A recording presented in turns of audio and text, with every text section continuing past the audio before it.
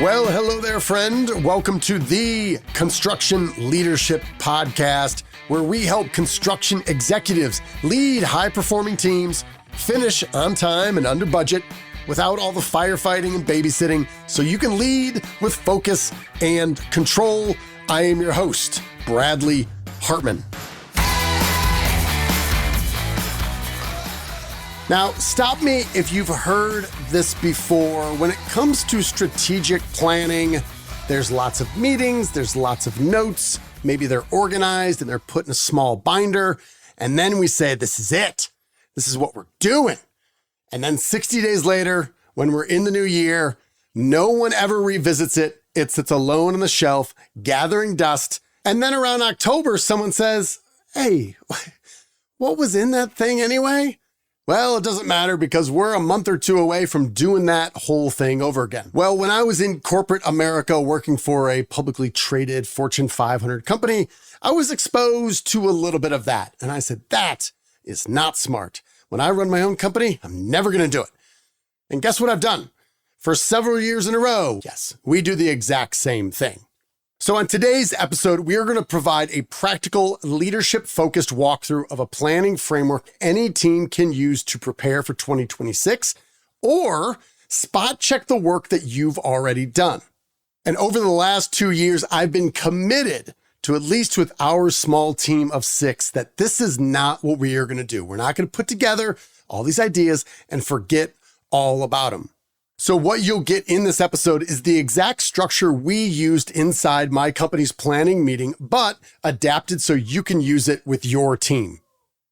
I firmly believe by following this structure, this will give you some ideas on how to ensure effective communication and ultimately reduce the resistance to change for the initiatives that you have planned for next year. If interested in downloading a blank PDF template for your own use, look in the show notes and download away. And with that, let's dive in.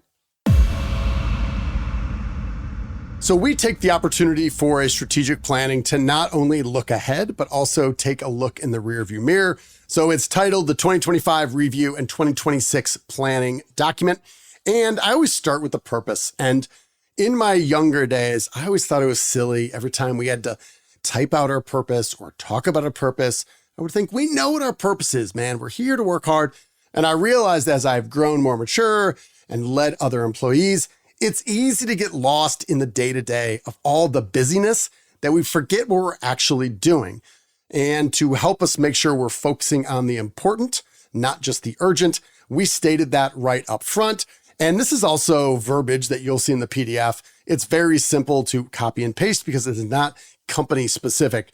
So it reads, as we gather for our 2025 year in review and 2026 strategy and planning meeting, our aim over the next 2 days is to create clarity, alignment, and momentum for the year ahead.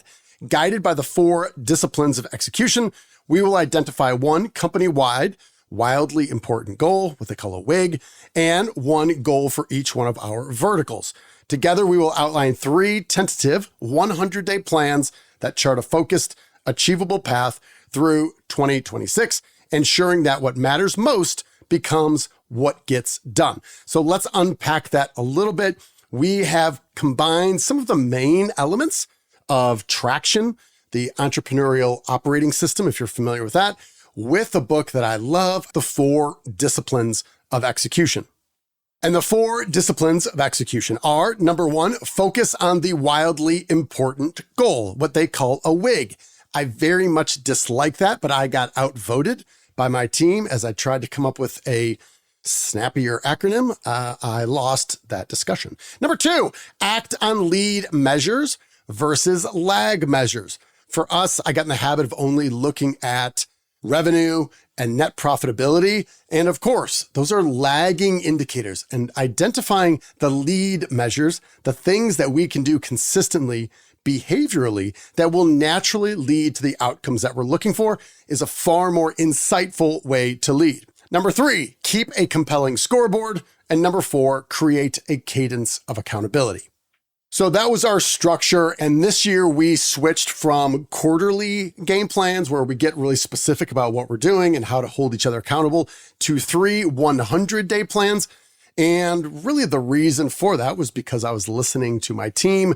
We have quarterly reviews where we sit down it is fairly formal, but we sit down, we review the goals, we review the key activities and what percentage of their time they are taking, and just making sure they're happy and they're excited about the direction that we're going. And in our GAP model, we're really focusing on the G and the A. The G stands for goals, and all those goals will be SMART goals, or we'll say something like we want to get from X to Y by this date.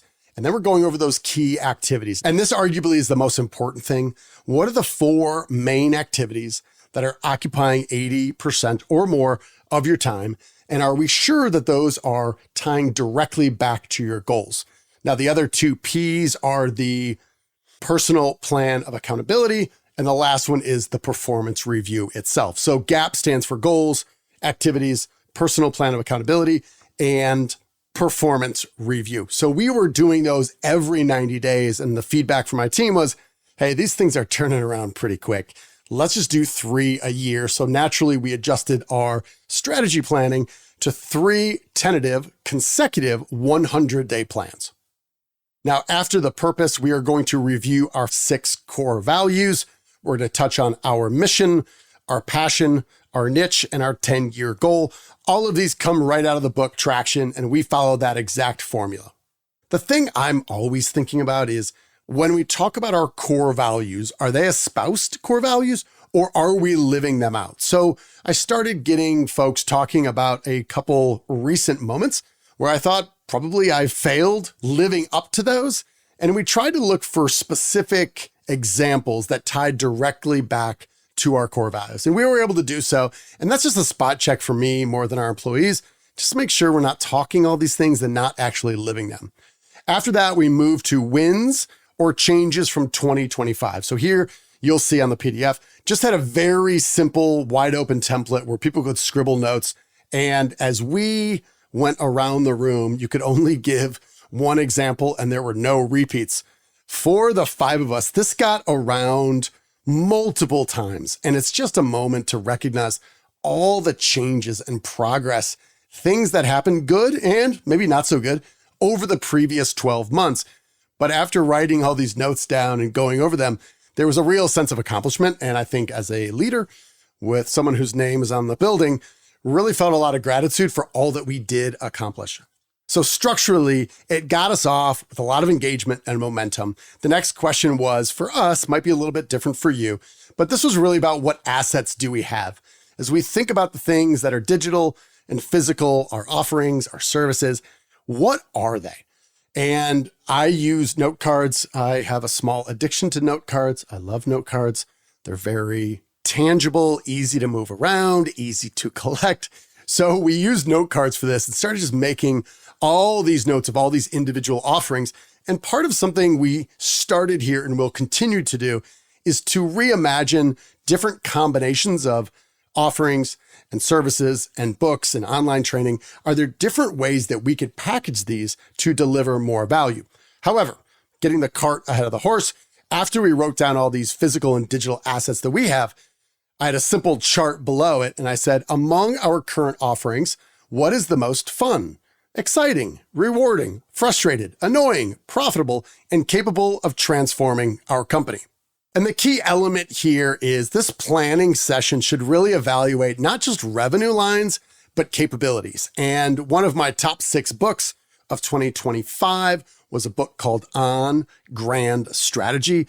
If you like history, if you like really good storytelling, and you like examples of strategic intelligence and strategic ignorance, it's a wonderful book. But the key takeaway from that is that strategy is ultimately shaping the future. And critical to that is understanding the unbounded nature of aspirations. You can dream about being anything you want. However, there's something else that is very bounded that occupies the other end of that stick, and that is your capabilities, capital, talent, and time. And I wanted to draw out with our team for us to evaluate what do we like doing, what are our strengths, rather than these assumptions that what we've been doing in 2025 will be exactly what we continue to do in the future. Then we moved into a 2x2 quadrant, and it said among our current offerings, top left, what's working, top right, what's not working, bottom left, what's under leveraged, and bottom right, what's over leveraged. For the under leveraged offerings, we wanted to think about revenue or talent or how we could take advantage of what we've already got. But the over leveraged was thinking about burnout or overdependence or some of the risk that goes upon leaning on these things too much. And here is a wonderful section to talk about sacred cows. Are there things in our business that we believe are untouchable? And a big part of culture is what we agree not to talk about. We agree to ignore the elephant in the room or the sacred cow or whatever animal you want to refer to. That's a big part of this. And leaders who can encourage people to put vocabulary to everything, both positive, negative, and maybe things that are uncertain, will certainly improve the overall engagement of your team. So after we talked about that, I jumped to my magic wand question. If you had a magic wand and could change anything about the way we do business, what would you change and why? And if you have a team that is comfortable being candid, there are often some underlying things that you're aware of that need to be resurfaced. And for ours, it is this growing pile of different tools and applications that we have built, but they are on all these different platforms. And 3 different people on our team highlighted this fact from a different angle, which then puts the emphasis on me over the next 60 days to think about how we can begin to improve this and some sort of timeline to address what they've recognized is the biggest pain point in their business. If 3 people are identifying the same magic wand item, there's certainly something there that I need to pay attention to. From there, we transitioned to thinking about 2026 for each one of our offerings or services. So the copy at the top said, assuming the current economic climate persists and we chose to add no new products or offerings, what revenues should we expect to achieve in 2026? I won't go into the annoying details of all the little things that we've got going, but we had 7 different line items that existed today, and we are going to add 2. So 9 feels kind of cumbersome, but we chose not to narrow that down. So we went through each one of the existing, plus then we jumped and added 2 additional ones to break out and determine our back of the napkin math goals for 2026. And after that, we transitioned to the pre-mortem question. And it says, we have teleported into the future to January 1st, 2027. This year was a total debacle and our business decreased by 60%. What happened? And this is an application of what Charlie Munger refers to as inversion, which is inverting the problem. So instead of thinking of all the ways that we're going to succeed and win and make a ton of money, no, let's do the opposite.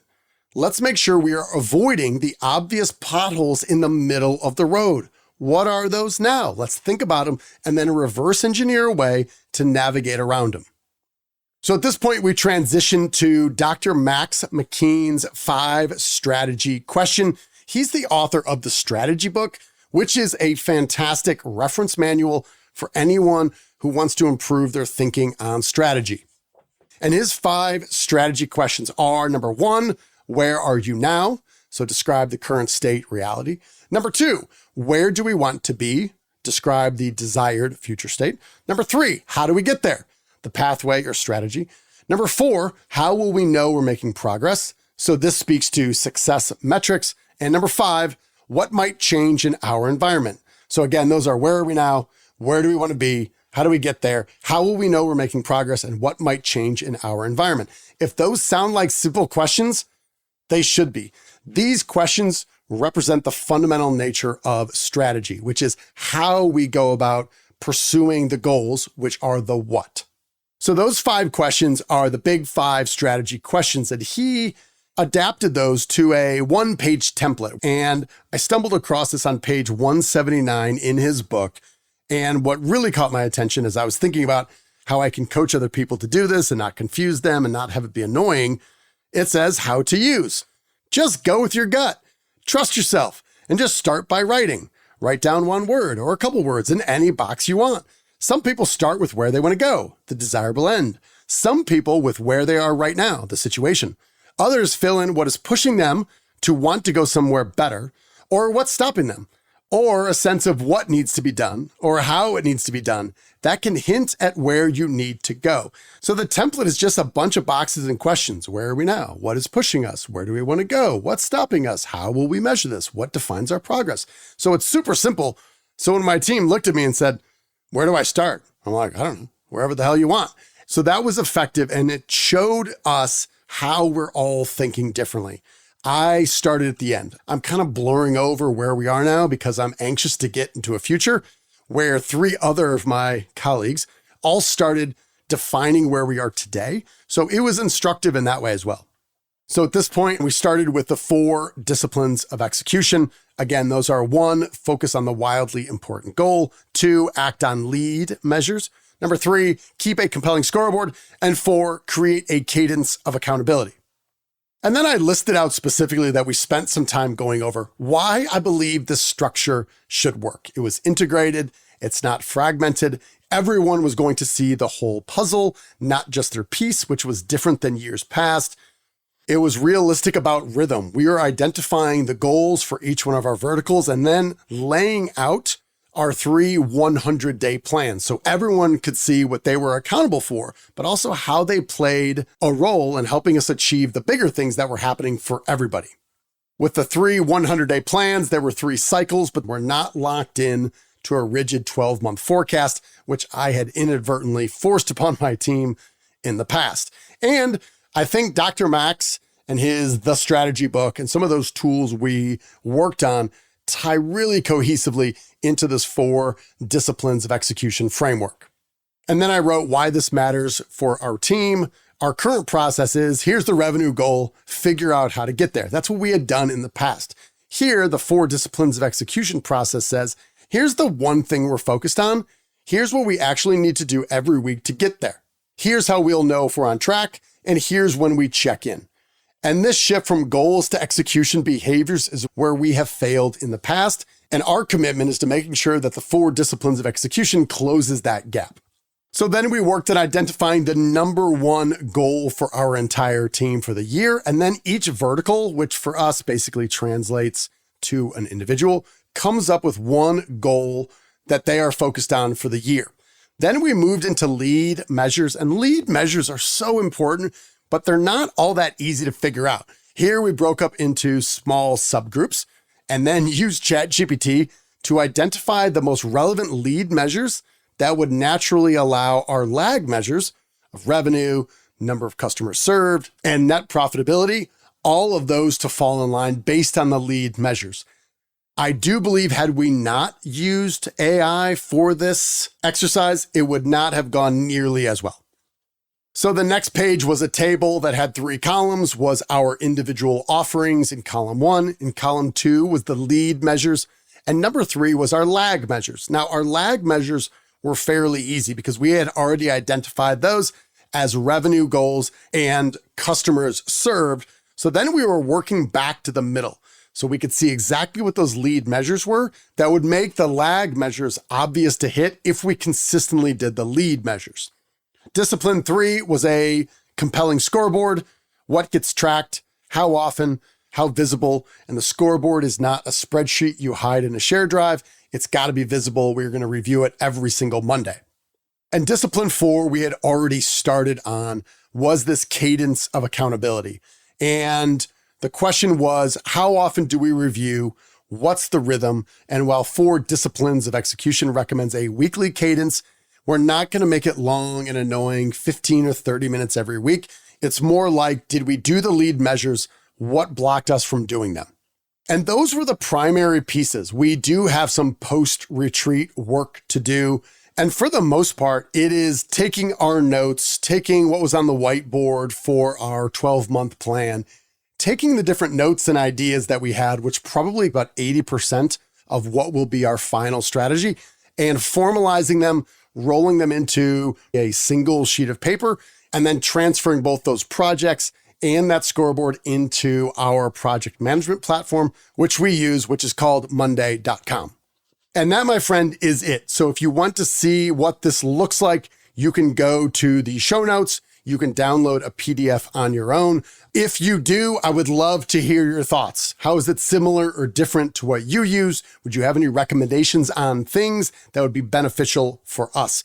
Now, what I didn't mention prior to doing this, I use a few books as reference manuals to get myself into a, hopefully, less harried, more intelligent mindset. And I revisit a couple of different books every year. I mentioned the strategy book by Dr. Max McKean. I also revisit my original hardcover of The Effective Executive by Peter F. Drucker. This book is certainly in my top 3 business books all time. It's small, its stories are old and still so relevant. It's amazing. So if you do not have a copy of The Effective Executive by Peter Drucker, you should solve that immediately. And the last book, which is phenomenal, I refer to this probably every single month, is called Strategic: The Skill to Set Direction, Create Advantage, and Achieve Executive Excellence by my friend and mentor, Rich Horwath. This is a book you must have as a reference manual. So I spent some time really unstructured, just kind of flipping through, see what catches my attention. And then I formulated a single document. I then threw it into ChatGPT and said, my goals are engagement and energy and interactivity. What am I missing? And then I also put it into Claude and got some minor notes on changes. And that's what we ran with. And it wasn't perfect, but it was the most engaged strategy session I've had. And more importantly, I think, is that now 2 weeks later, we have 3 100-day plans that are simple, are clearly detailed. We know the goals. We know the lead measures. We have the scoreboard, and we are set up for, as much as we can be, success going into next year, understanding that my role as a leader is, number 1, to make the priorities clear and remove confusion. This helped me do that. Again, you can find the PDF in the show notes, download it. Would love to hear your thoughts. You can email me directly at info@BradleyHartmann&Co. That's all we got. You, my friend, are owed nothing. Deliver value first. Make it a great week.